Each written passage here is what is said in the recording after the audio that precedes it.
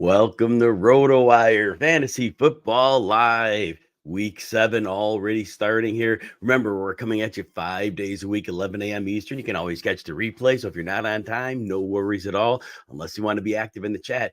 Remember, we are off on Wednesdays and Thursdays, so we are back for a next straight run of 5 days. Now, remember, the Sunday show is the Start Sit stream, also 11 a.m. That's on Sundays again. Make sure you're there. Get your lineup question answered. You may have to be patient. Lots of people are coming in. We were all the way until kickoff last week answering questions. The longest time we've had. But again, appreciate everybody being there. All right. So Thursday night football. Wow, a lot of points. Did not see that one coming. The game got a little bit wild late. 55 points on the board. The Jaguars come out with a 31-24 win. Those who benched Trevor Lawrence worried about the knee injury that he suffered at the very end of Sunday's game. That didn't end up going great. It wasn't catastrophic either. The 63 rushing yards was huge. I mean, from a passing perspective, the Jags were able to take their foot off the gas. They thought they had the game won. They were out in front. They assumed it wasn't going to be a contest. I believe 24-7 maybe at one point, or it was like 20. No, they were only field goals. So it was like 24-6 maybe at one point. It was like out of hand. And so they stopped. They took their foot off the gas and they just went really, really conservative. So Lawrence only attempts 29 passes, 204 yards. He gets the late touchdown when they have to make a comeback after the Saints tied the game. So that cashed him, and the 60 yards on the ground was huge. So a good performance for Trevor Lawrence, but we haven't seen great performances all year for fantasy. So this one just goes in line with his other games. So especially in super flex leagues, I imagine if anybody had him, you started him in that one because it's really hard to sit him once you knew he was clear. But anyway, now he has an extra few days to heal up. I doesn't look like there's any injury to me anyway, so he'll be a full go for the next game. So, but yeah, otherwise he's getting one touchdown, maybe two in some games, but the passing yardage is all over the board. We had 315 in Buffalo, 181 against Indy, 204 here. So, but Travis Etienne continues, again, not always on a yards per carry basis. Against Buffalo, he killed it, but otherwise, last week against Indy, 18 for 55, here 14 for 53, but another 2 touchdowns. It's 3 games in a row that he has 2 touchdowns in games, continues to catch at least 3 passes in the majority of his games. So he has just been a fantasy godsend for those that invested the pick in him. Calvin Ridley disappeared. Didn't like him in this game. Look, he was going to see a lot of Marshawn Lattimore, but even if he got Paulson and Debo on the other side, it wasn't a good matchup for him. And not knowing what Lawrence was going to be like driving the ball to the outside ended up not being a problem. But if you notice, a lot of his completions, he did have a couple tight end ones on the outside. But I think they were really focusing a little more on the middle of the field too. Maybe it was a game plan thing on the short week, but nonetheless, I just thought really going to be overmatched in this one when he did see Lattimore. He just not. Again, he's a good route runner. I think things can go for him, but man, 30 yards last week, 5 here. He did have the 122 in Buffalo, but otherwise, he's had a couple of flashes, but otherwise, he has been like maybe a wide receiver 3. And so that's been a little problematic. And knowing that he can have these 100-yard games, he's had 2 in 6 games, so that's 33% of the time. I mean, he has a chance of doing more than some of the garbage wide receiver 3s. So, I mean, it's tough to sit him. But last night, again, was not a night I was excited about. Christian Kirk continues to get it done, scores in 2 straight games, 90 yards on 6 catches, caught all 6 of his targets. He hasn't had more than 8 targets in any of his last 3 games, but he's making the most of his work. Offense from the middle of the field is humming along. Zay Jones missed a 2nd straight game. Hopefully he's back soon. Evan Ingram just continues to he would have had a bigger game. He was one that really suffered from the Jaguars taking their foot off the gas for most of the 3rd quarter and a good portion of the 4th quarter. So he ends up with 7 targets, a lot of it early, catches 5 for 45. A lot of people were saying, it's a bad matchup for him. Evan Ingram is an excellent football player. He's very fast. He is one of the fastest players they have on their entire offense in Jacksonville. And they aren't using him optimally this year, but they're using him well enough to get him receptions. They could get him vertical more, but they're not doing that. But as a result, though, you're getting these strong floor games. PPR, the worst you're getting out of him is like 7 points. Now you're not getting a ton more, but at least at tight end, you're getting a floor. And for where you drafted them, sometimes there's benefit in that, where you have, George Kittle putting up, 3 touchdown games, but then you sandwich it with a 1 for 10 and a 1 for 8. At least Ingram gives you a floor. Brian Upton's in the house. Happy Friday. Zach Evans. So yeah, I'll get to that. Remind me that one after I cover the Saints here, and then we'll talk about that. Yeah, with these running backs, we probably should talk about the running backs a little bit here. All right, so the Saints side of the ball. So now again, the Saints. This is a weird game. They run 90 plays from scrimmage. Last week against Houston, they ran 82 plays from scrimmage. That is an insanely high number. 65 is a pretty good average number. The Saints, they're trailing. They trailed at Houston and they had to play catch up. They trailed at home against Jacksonville. They had to play catch up, and they're running a really, really high volume of plays. Alvin Kamara. Now, one thing I was doing my research on this game, that the Jaguars have given up a ton of receptions to running backs. So I knew Kamara would see a lot of catches here. I didn't see 12 catches for 91 yards on 14 targets. It's ridiculous. So he has 2 14s and 8, and I believe a 3 for targets in his 4 games back. Altogether, I think that's a 10 target per game average. He also had 17 carries. So he is, and it's on a short week, right? And I know he had been suspended the first few games, but for an aging back, and we even saw it with the other side of the ball with Travis Etienne. On a Thursday night, often we see the running back see a little less work because of the short week. Neither of these running backs in this game were given less work. They had their full amount. Kamara played 73% of the snaps. That's a tick down from where he's normally at, but not much at all. Chris Olave, I was on the prop from over 60.5 yards. After I put that one up on Wednesday, it got bet up. It was up to 64 yards. The juice was heavy. He didn't make it. 14 targets. It was probably the first bad game I've seen Chris Olave play in his career. There were a couple of drops. There were a couple missed routes where he just ran the wrong way. It seems he was on the wrong page, and Carr was yelling at him at one point for not going downfield. And then I think Carr totally ignored him on the touchdown drive late because he was pissed at him. So that said, he comes up 3.5 yards short of the prop that I had bet, and so it could be $1 million yards short, because if you don't cash, you don't cash. But 14 targets. So again, it's one of these things. Football is a weird game, and you have everything set up for success, and then it ends up with a net 0. But Chris Olave for fantasy, again, 12.7 PPR points. You take it. It's not a bad game. It's not what you wanted. They did throw the potential game tying touchdown pass at 4th down to him. It was kind of underthrown. It was one of those fade routes in the corner, single coverage. They could have run a little more imaginative of a route, I thought, but is what it is. Foster Moreau dropped the touchdown pass in the 3rd down. They would have pushed the game to overtime and maybe gotten players more stats. But as Michael Thomas continues to floor games, he's fine. Every week he's getting you, 7 to 10 PPR points. He gets a touchdown on this one, so that gets him to about 13 fantasy points. Doesn't usually score a touchdown. 7 targets, pretty normal for him. Taysom Hill, again, Swiss Army knife, used in a lot of different ways. 4 catches for 50 yards in this one. So yeah, Taysom Hill right now, you never know what he's going to do. But the last couple of weeks, they've really ramped up his use. He had 8 targets last week. So some weeks he's used as a rusher. He scored a rushing touchdown. So, I think in these leagues where you have him as a tight end and you don't have one of the top 5, I think you plug him in and you say, you know what, we're going to roll with it. Probably good there. Hey, if you're enjoying the show, please consider hitting the like and subscribe button if you're on RotoWire YouTube. If you're not following me on the X at Jim Coventry NFL, it'd be greatly appreciated if you did. Brian, so you're asking about Zach Evans. So, the Rams, it seems like an opportunity here for him. And he did project to be like a backup running back type when I did my scouting on him. But beginning of the week, it was like, oh, great, we got a starting running back. And then, all right, so Royce Freeman will be elevated from the practice. So we know he's not very good. And then we hear they bring in Darrell Henderson. And whenever you hear his name, you cringe, because Sean McVay has this weird thing for him where, out of nowhere, he'll get a lot of touches more than a guy that's way better than him. But I don't know if he's in game shape or anything. Right now, I would be more optimistic than not to think that Evans would get the majority of work. That's kind of where we start out here. So there's that.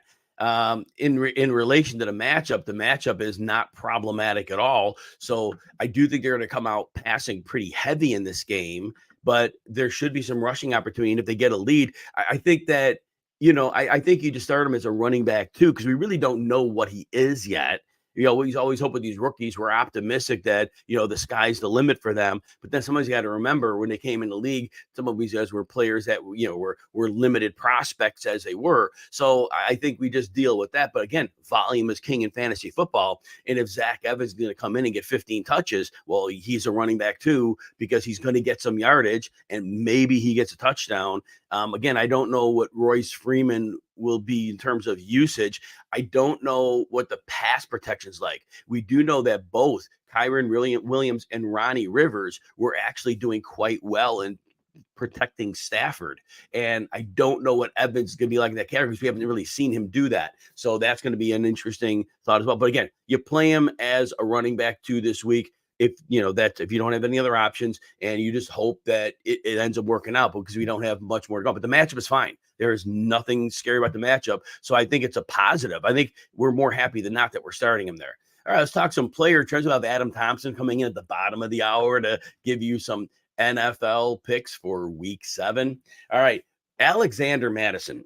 So first of all, I talked about him the preseason. His first 2 years in the league, and he's always had limited work, understand, because he was Dalvin Cook's backup. Sometimes he had a full start or a couple starts. His first 2 years, he was 4.5 yards per carry. And then the last 2 years, the carries were really limited because Cook stayed healthier. He was like almost a full yard per carry less, 3.7. He didn't look like the same explosive back anyway. Well, this year, he's 3.9. And here's the thing. He was, once they traded for Akers, I assumed Akers would immediately vault past him. Well, Alexander Madison caught a massive break. The first 2 games that Akers was in, they were cake matchups against the Chargers and Carolina, 2, in my opinion, the worst run defense in the league. So Alexander Madison in those 2 games goes 37 carries for $188. It's 5 yards per carry, right? And so all of a sudden now Cam Akers is back on the sideline because Alexander Madison looks like Superman. Well, guess what? The schedule came back the last 2 weeks. Now they play moderate matchups. 2.7 yards per carry. So he's 26 carries for 70. He's dropping passes. He's had fumbles. I don't know what it's going to take to get him out of the job, but I have to think when Cam Akers plays, it's very limited work, but he's been very good in those very limited carries. Yards per carry has been excellent. Yards per reception has been excellent. So again, if Akers is on your waiver wire, I have no idea what the coaching staff's going to do. I don't know how much they're in love with Alexander Madison. I think they must love that man, but he is a terrible running back. You're using him for fantasy if you've got him because he's getting volume. And again, volume is king. But I have to think at some point they're going to look and say, this guy's terrible. Cam Akers actually looks good. So let's go with him. Brian asks, who would you start, Najee Harris or Rachaad White? So, Rachaad White's another one of these guys. He gets volume. He gets targets. Najee Harris, I don't know what they're going to do. Matt Canada he's not a professional level offensive coordinator.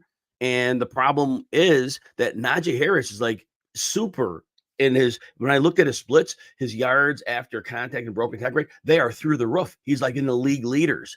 But the problem is, they'll pass on first down. They'll throw incomplete. They're 2nd and 10. All right, well, 2nd and 10, they bring in their receiving back, Jaylen Warren. And so Jaylen Warren is cleaning up in fantasy and then he's running against light boxes, coming in on obvious passing downs. So he looks like a great player when in reality, it's just a lot of light boxes and a lot of favorable situations. Najee Harris is doing everything he can in his opportunities. And I want to say he had like maybe 16 or 17 carries in the last game, but they're not getting in the red zone. So he's not getting touchdown opportunities. He's getting pulled on the passing downs. So I would have to say, even though Najee is playing so much better than Rachaad White's probably getting you 4 targets. And those 4 targets, when Najee is getting 50 yards on the ground, those 4 targets win. So I just think because of the targets, you got to play White. Here's another one. Chase Edmonds, he should be coming back from IR soon.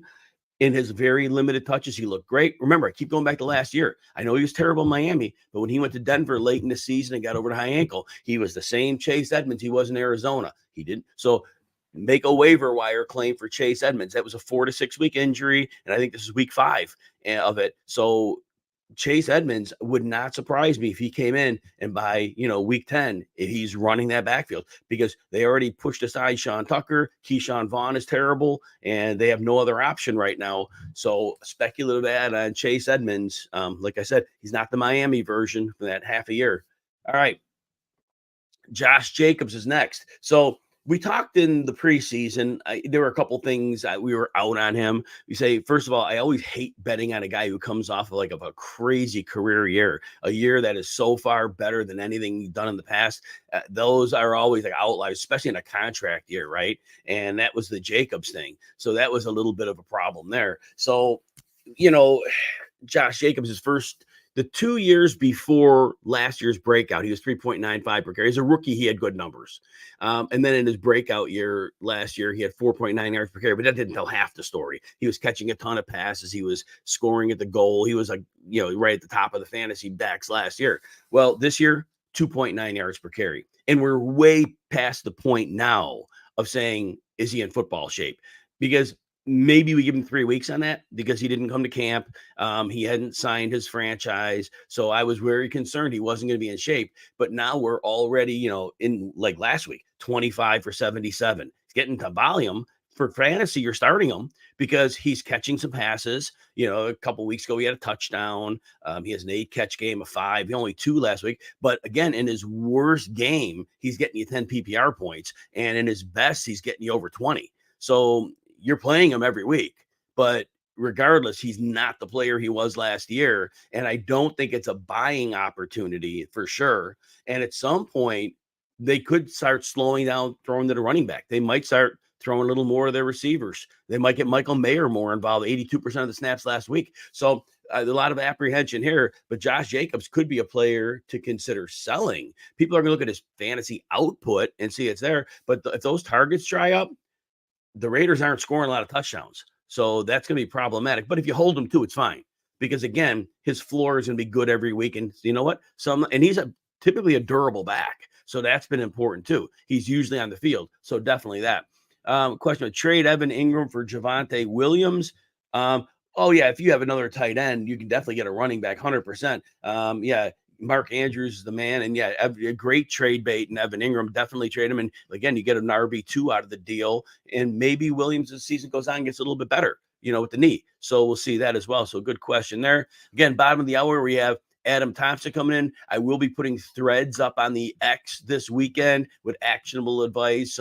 Definitely we'll do some for DFS. We'll do something for player props, and that's at Jim Coventry NFL. If anybody wants a free look behind the paywall at RotoWire, go to rotowire.com/Jim. Set you up with 2 free days of access. No credit card needed. No shenanigans. Just need an email address. If you've already used one, then we can't get you in on that. But if you're new to it, go ahead and check that out. All right. Josh Reynolds is next.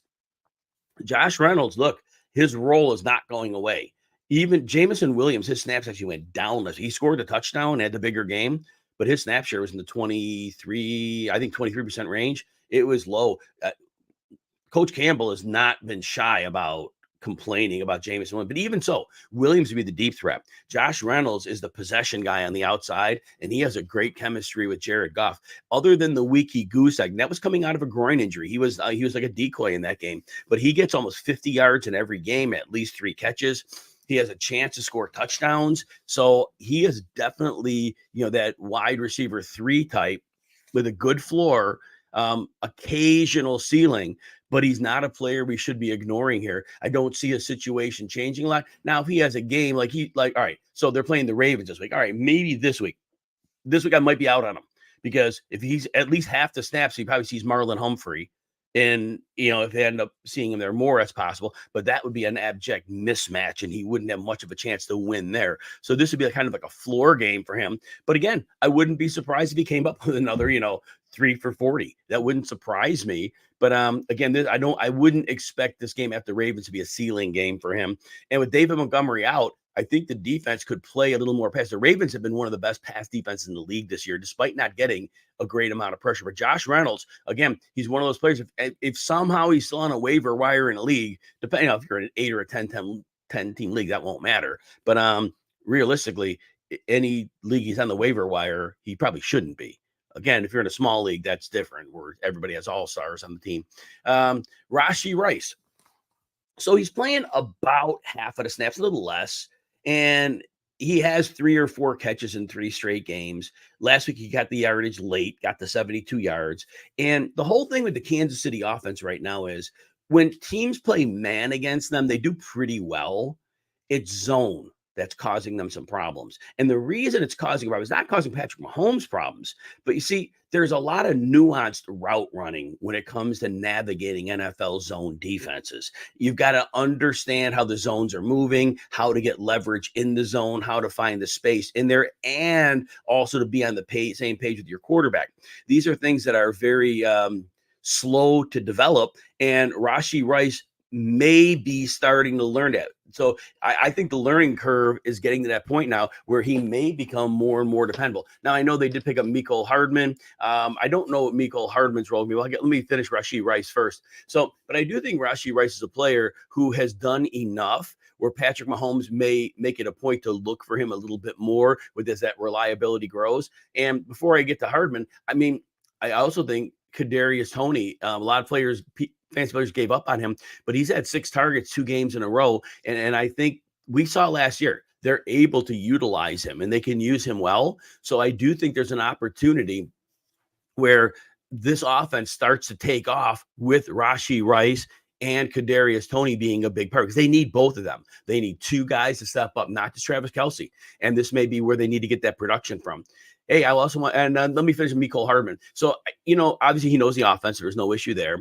But you see, he was always kind of a weird player for them. He never really had big seasons with them, but he was running toward the end of his time there. He was running more of the gadgety stuff. He was running more motion. They never really used him just as a deep threat. They were just kind of getting him involved like in the motion game, the toss sweeps, some trick plays out of there. Not like trick plays like double reverse like that. But plays that were kind of gadgety. And they were kind of using him on those. I don't know that that's going to change right now. He's not the guy that's a big zone beater for you. And, so I think his role is going to be kind of odd. I don't think it's going to be a fantasy useful one right now. I don't see that happening. This week against the Chargers, I think Marquez Valdes-Scantling, because Justin Watson, I think, is going to miss. Valdes-Scantling could come up with a big catch this week. So if you're desperate, he can wait either way to go. Hey, if you have SiriusXM Fantasy Sports Channel, I will be on Saturday from 1 to 3 with Mario Puig. On Sunday, I'll be on from 9 to 10. These are Eastern times, a.m. Eastern with Alan Soslowski. Get you ready for Fantasy Game Day. All right. Again, in bottom of the hour, we have Adam Thompson from Bookies.com coming in. All right, let's talk some receivers. Jacoby Myers. Myers has been completely getting it done. Look, 75 yards and a touchdown 2 weeks ago, 61 and a touchdown last week. Targets are up. What we've seen is this. So now revolving door quarterback, Jimmy G's out this week. But I don't know if Brian Hoyer is playing or Aiden O'Connell. They haven't announced their starter unless they just did in the last hour, but I don't think they did. So we don't know who their starter is. But here's the thing. The teams that the Raiders were facing the last couple of weeks did a great job at bracketing Davante Adams, putting a really tight coverage around him. And Jimmy G, and it'll even be when Hoyer came in the game last week. But these guys are not quarterbacks. They're going to have the laser to throw it into tight windows. So what they're doing is they're deferring off and they're going to Myers, who's obviously far less covered. And so that's been a win. And even Michael Mayer last week, he has 5 for 75, I believe. So they're going away. Now, a lot of drama going on with that team this week. So Adams is, frustration. I think with the Bears, I don't think the Bears are going to have a defensive game plan or the talent to be able to put Adams in those tight windows. I think this is the week that Adams goes, regardless of who the quarterback is. If it's Aiden O'Connell, if it's Brian Hoyer, but those are only options. But I still think that Adams is going to get 12 to 15 targets this week and will find a way to get done. He is truly quarterback proof if the ball is thrown to him. That's the whole thing. And but there should not be those tight windows that get avoided. And I think they're going to make it a point of emphasis to get him the ball. So there's that. But Jacoby Myers is still going to be a factor going forward because, again, these quarterbacks, it's going to be hard when they play the better defenses. It's going to be hard for them to change the way that they frame things. Wan'Dale Robinson is next. Wan'Dale Robinson, look, he's still ramping up from the knee injury, but 6 targets, 8 last week. So he's getting a high target volume. at least 5 catches in the game 3 weeks in a row. He is PPR viable. He got 62 yards last week. It's not going to look pretty a lot of the time. They're playing the Commanders this week, who are really struggling in the secondary. So Wan'Dale Robinson is going to continue to be a PPR guy. I don't know if we're going to see the ceiling, because that offense, I think, is going to be greatly capped. But definitely Wan'Dale Robinson, if he's still in PPR leagues, in the waiver wire 12-team leagues, which he shouldn't be, but if he is, make sure he's not, because I do think he could be a very useful component, especially injuries, bye weeks, and the like. Or maybe you just need really help at third receiver, and he could kind of get in there. Again, his PPR last year was 9, 6.8, and 14.2. Not world-beating numbers, but useful. Just a reminder with Cooper Kupp, man, he's 2 games in, 100 yards each game, 118 at least. He's picked up right where he left off. He is the same guy. Remember, before the injury last year, he was the PPR wide receiver 1, where he had been the prior year when he had a Superman season. And coming back in these 2 games, I didn't check the numbers of like who was number 1 in the over 2 weeks. My guess is Cooper Kupp can't be behind anybody by much, because he's averaging 138 yards. He has 1 touchdown, and if maybe if Jamar Chase 2 weeks had one of those monster weeks, which he may have, he may be ahead of him. But the point is, Cooper Kupp is going to keep doing this thing where he's getting 100 yards almost every week. They're playing the Steelers this week. Don't worry about it. Again, Cooper Kupp, for the last, whenever he's been on the field, this year, last year, the year prior, he gets 100 yards almost every game he plays, and there is literally no way to stop Cooper Kupp, because there are so many ways he and Stafford can beat you. So I'm betting the over prop on Cooper Kupp this week. All right, Tyler Boyd is next. Tyler Boyd has gotten 7 targets a game 3 weeks in a row. Now, remember, T. Higgins had the injury, and then he missed the game, and then he played about half of the snaps. And Joe Burrow was dealing with the calf. I think Tyler Boyd last year, remember, the targets were a lot lower last year. The production isn't great. He hasn't had 40 yards in any of his last 3 games despite all those targets, but he has been PPR viable. He's had at least 6.6 in the last 3 games. But I do think his target share will go down. Burrow will be 2 weeks healthier. They're going to get those outside receivers heavily involved. So I do think Tyler Boyd right now may have the most value he'll have all year. And I do think he is a viable trade player. Tell me, you definitely could look to trade.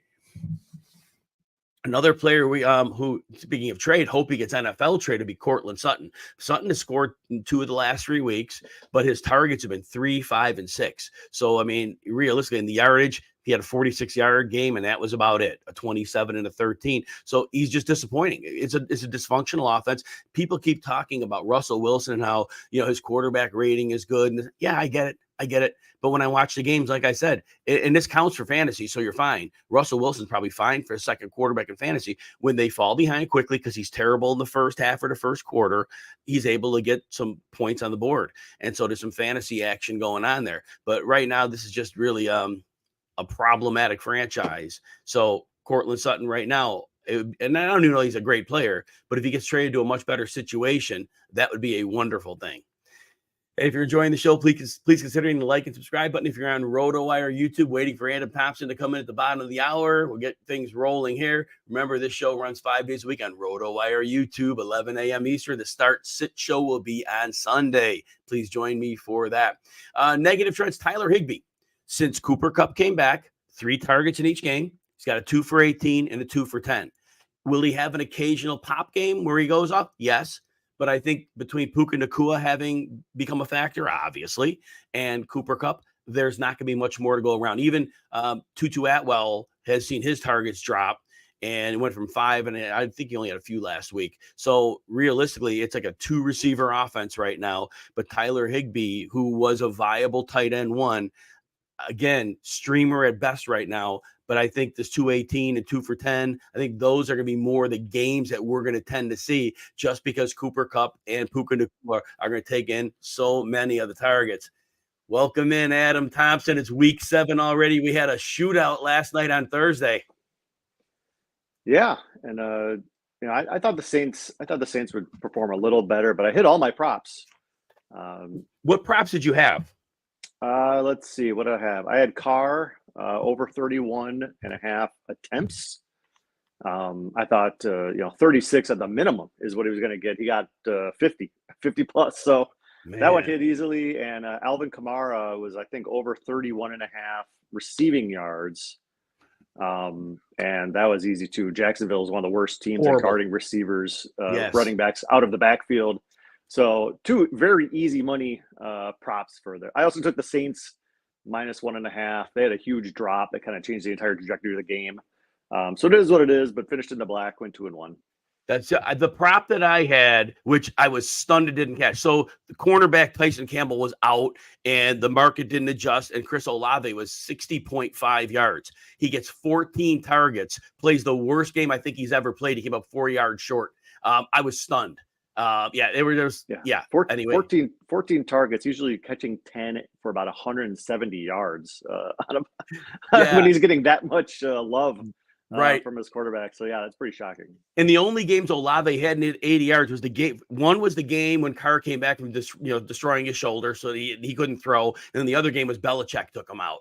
But so anyway, that was a tough one, I thought. And then that last play where it was like they tried to throw the fade to him, under through it. If he catches that, he goes to 61 and I cash. Anyway, crying in my beer here. But I'm glad you won, Adam. That's why you have Adam Thompson here. Adam, before we get rolling here, just tell people where they can find you. We'll talk about your work a little bit later. At Boogies Adam on Twitter is probably the easiest spot, and we can take it from there. We'll give you links to boogies.com/picks and boogies.com and all that stuff. Awesomeness. All right, Adam, continuing on with some every week we're giving you the best bets we have. Talk the Browns and the Colts. I want to point out one thing. The Colts have a real significant player loss. Grover Stewart, their defensive tackle. Basically, he and DeForest Buckner have kind of made it so that run defense is always way above average. They're not as elite as they were last year, but they're very good. He got suspended for 6 games. Major knock to them. Also, it was funny last week. I talked on one of my shows about, all right, Gardner Minshew, when he comes in as the relief pitcher, he looks great because the defense didn't plan for him. Last year, he puts up the digits, but that's because they were getting blown out so bad from all of his mistakes earlier. But it's kind of funny to see Gardner Minshew and the team is ready for him. All that said, Browns and Colts, how are you breaking this one down, Adam? Yeah, and the Browns, historically speaking, this is one of the greatest defenses of all time, statistically. They've only allowed 1,000 yards on the season through 5 games. That's unheard of. It's completely insane. It hasn't happened in, literally 50 years, this defense. So now the Colts come in, and like you said, Gardner Minshew, when he comes in relief, he provides a spark, he provides energy, he's running around. It's kind of chaos, but put him in a structured environment where the defense gets, the coaches get to study him for a week. Everybody knows he's coming, and we see what happens against the Jacksonville Jaguars defense. Last week, he threw for 300 plus yards and threw 3 critical picks. Yes. They didn't get in the end zone, and now here come the Browns defense. They may not score. It's going to be a tough matchup. So PJ Walker, Deshaun Watson, I don't even care who the quarterback is. And Walker did fine. He just got done playing the Niners defense, which is Browns like when you talk about intensity and playmakers on that side. And they won. He didn't will the team to a win or anything like that, but he got it done, didn't make huge mistakes. And if he does that against this Colts team, I don't think the Colts are going to keep up. The Colts have scored between 20 and 23 points in all of their games. Wow. So it hasn't mattered who the quarterback is. It hasn't mattered who's running the ball. 20 to 23 points, literally every single game. That's very bizarre. I think this game is going to be down a notch from that, just because Cleveland's defense is so special. It is in Indy. But, I think they're going to score in that 14 to 17 range. And I think, -2.5. I got them at -2 earlier this week for Cleveland. I think they'll hold them down enough. And PJ Walker and company can do enough to get the cover. The Colts might be smart to ask for it's going to be played in Cleveland because the Colts have a faster track. Can you imagine those defensive players on a faster track? Maybe that's not good for them. Yeah, there's gonna be some pin and some ears back on it's gonna be Minshew tragic by the end of that game. It's gonna be it could be ugly for him. We should start circling who the third string quarterback is. I'm not sure if I know who that is, but we maybe need to take a look at that. The emergency quarterback, Zach Moss, is going to be throwing balls by the end of this game. Oh, his fantasy value another week. All right, I can buy into that. I love it. All right, let's go Commanders, Giants. So the Giants last week, I think that was their Super Bowl. They came out on national TV playing the Bills. They seemed to be jacked up on something. They were playing out of their minds. They almost pulled the upset. If they knew how to get in the end zone, they might have been able to do that. I just think they don't have a bad relationship with the end zone overall. So maybe that's not so good. Commanders, of course, have their issues as well. They take a lot of sacks, but Kayvon Thibodeau, it's weird. He's having a little bit of a regression from his rookie year, which usually don't see that in these first-round draft pick guys. But overall, it's an odd matchup, but I'm excited to hear how you break this one down. Well, the Giants should have beaten the Bills. They got stopped at the 1 to end the half in a horrible time management to play, probably on the quarterback the way it seems. And then they got stopped at the 1 at the end of the game. And really, they should have gotten an extra play there because of a non-call. After the NFL script decided the Bills were going to win. I digress. This Giants team, like you said, they don't score any points. They've only had one game this season where they scored over 16 points, and that took a furious, historic rally against a horrible Cardinals team to get that. So this is not a team that scores a lot of points. The Commanders' defense, they pin their ears back. They go after quarterbacks. If Daniel Jones is playing in this game, I might have a different feel on it because I think he can elude. He can run around. Tyrod Taylor, he's not completely immobile, but he's not Daniel Jones back there. And he's right. Less likely to make the right decisions. His own line in front of him is not good. I think Washington has a big advantage there. And then when Washington has the ball, they're starting to figure out that if you run the ball more, Sam Howell is more effective. We saw that last week. Finally, he had a quarterback rating of 120 because they actually gave him some run game to work with. And, they look like a completely different team. I think a light bulb went off when they saw that. There's a previous game where Howell threw like 50-some consecutive plays. That's not winnable. And I like Sam Howell and he has targets, but you're not going to win a game in the NFL throwing 55 straight times or whatever it is. So I think they realized they could run the ball. And against this Giants team, their defense isn't bad, but like you said, it's regressed. Kayvon, notably, but really everybody, this whole team, and this team was one of my top picks for under for this year. I just saw a lot of possible regression. Them and the Vikings, they found ways to win last year, but on paper, you just didn't know if that was going to keep up. And it doesn't look like it is. And I think Washington, they're figuring it out. They're young. They're still getting there. And I think they learned a lot about themselves last week in a really impressive effort against a similar Falcons team. So I think they're going to continue on with the momentum here. And -2 on the road, they've played well on the road. They played the Eagles very tough. And I think they can do it again here. Yeah, and just a mental aspect. Again, I just felt like the Giants laid it all out last week. And I think it's a natural letdown spot because I think they put so much into that game. And I know that's a ridiculous narrative thing, but I just see it all the time. When they play like it was a Super Bowl for them, and losing that game, that takes a lot of wind out of your sails. That's narrative driven. I'm completely with you on that one. Cardinals and the Seahawks. So the Cardinals, look, they were plucky. That's probably the right word. And they were outplaying their talent the first few weeks of the season. But eventually that comes to catch up with you. You are what you are. And the last couple of weeks we've seen it. They now are not quite that team anymore. Losing James Conner certainly hurts. But overall, they don't really have a lot of talent. It's really showing now. Seattle, tough loss at Cincinnati, but they hung tight. They hung tight the entire way with a lower scoring game between two of the more solid teams in the league. How are you breaking down Cardinals and Seahawks? Yeah, Arizona, when the season started, I had Arizona pegged as the worst team in all the football. Even with Kyler Murray, there was just not much there that you could really hang your hat on, and he was going to miss time anyway. James Conner was kind of that back that you needed to rely on. Now he's out. Since the first 2 weeks, they kind of held strong against their opposition. Then they beat the Cowboys in maybe the most shocking surprise result all season. And there's been a lot of surprise results this season. That might have been it. But since then, I think opponents are taking them a little more seriously, and now they've lost their last 3 games by 9, 14, and 17 points. So that's kind of the trend I think we could more expect from this Arizona team. And now they're going to Seattle. Seattle team that, like you said, they should have beaten the Bengals. They had horrible red zone efforts. Geno Smith had maybe his worst game. He had 2 picks, no touchdowns. He really struggled. especially when it counted most. They outgained the Bengals. It was like by 170 yards in that game, lost 17-13 on the road. They should come back home. They should be pretty happy with where they're at right now, even defensively. They haven't looked as bad as I thought they were going to. They've been pretty strong. And, the Cardinals, they couldn't muster a touchdown last week against a Rams defense that I'm just still not sold on. They got outscored 20-0 in the second half.